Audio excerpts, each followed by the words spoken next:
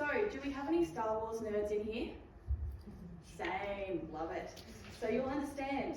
So we're going to imagine that we're not in the John Lingle Theatre, we're in a galaxy far, far away. But we're not actually in a galaxy far, far away, we're in a tumour environment. So let's compare the Star Wars galaxy to that tumour environment. Cancer cells, like Cancer Mole here, are the Sith. They are obviously the bad guys. And then the immune system is the Republic Army. Now these cells communicate via things like cytokines and proteins, and this is their version of using the Force. Now, gamma delta T cells are the Jedi in this story. These cells are unconventional, they're pretty rare, and they're still largely mysterious, wielding unconventional tools like lightsabers, or in our case, methods that they can recognize tumour cells. Now, these cells are adaptable.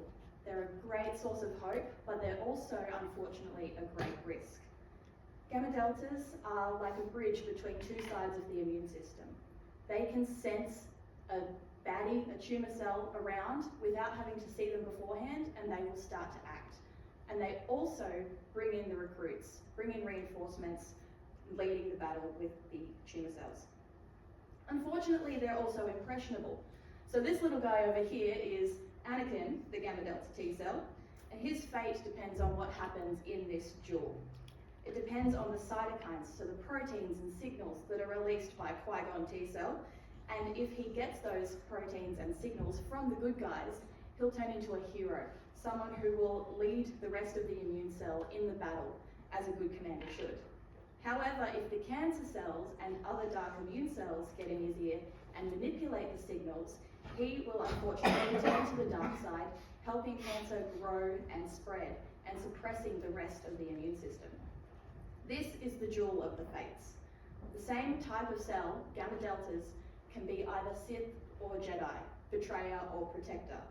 Now, my research aims to understand the balance between the Force in patients' blood and tumour regions.